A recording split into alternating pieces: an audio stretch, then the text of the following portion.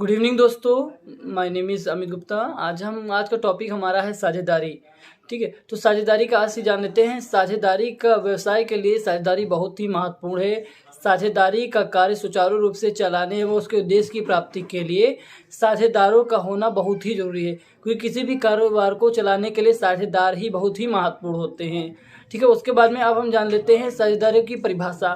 तो साझेदारी अधिनियम 1932 की धारा 4 के अनुसार, ये हमारी धाराएं होती है जिनके अनुसार हमारी साझेदारी होती है, या और भी चीज़ें होती हैं जो हमारे अकाउंट से रिलेटेड होती। तो के अनुसार साझेदारी उन व्यक्तियों का संबंध है जो व्यापार के ऐसे लाभों को बांटने के लिए सहमत हुए हैं जो उन सब के द्वारा या उन सभी में से किसी एक के द्वारा संचालित किया जाता है। ठीक है, अब हम आपको बताने वाले हैं साझेदारी के, ये आप जान गए, साझेदारी के लक्षण जान लेते हैं। कैरेक्टरिस्टिक्स ऑफ अकाउंटिंग, दो या दो से अधिक व्यक्तियों का होना। तो किसी भी साझेदारी के लिए दो या दो से अधिक व्यक्तियों का होना अतिआवश्यक है, क्योंकि स्वयं कोई व्यक्ति साझेदार नहीं बन सकता, उसके लिए टीम का होना जरूरी है। और हमारे अधिनियम के अनुसार में मैक्सिमम 20 हो सकते हैं, और हमारी साझेदारी 20 हो सकती है, और हमारी जो है मैक्सिमम हमारे 50 हो सकते हैं। इसके बाद में अब हम बात करते हैं ठहराव तथा अनुबंध का होना।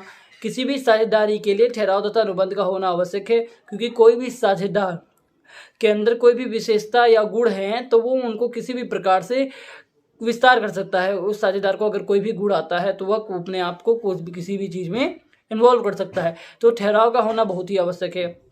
आप पहचान लेते हैं कारोबार की प्रकृति।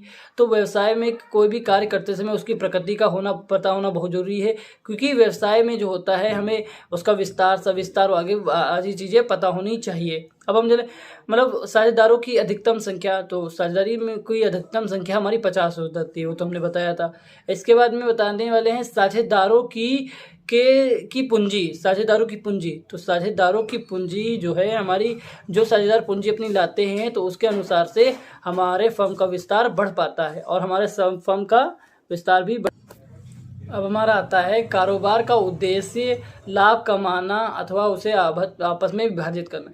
किसी भी साझेदारी को हमेशा किसी प्रॉफिट के अकॉर्डिंग ही किया जाता है। अगर किसी साझेदार में पैसों को कमाने का वो नहीं है तो उस साझेदारी को वैध नहीं माना जाएगा, अवैध माना जाएगा। इसके बाद में आता है प्रत्येक साझेदार अपनी फर्म का एजेंट होना, क्योंकि साझेदार क्या होता है, अपनी फर्म का एजेंट होगा। क्योंकि कभी भी कोई इंसान होता है अपने काम के लिए जितना आतुर रहता है उतना किसी और के काम के लिए नहीं रहता, इसीलिए ये समझ लेते हैं साझेदार अपनी फर्म के लिए। इसके बाद में हमारा आता है साझेदारी संलेख, हमारा हो गया।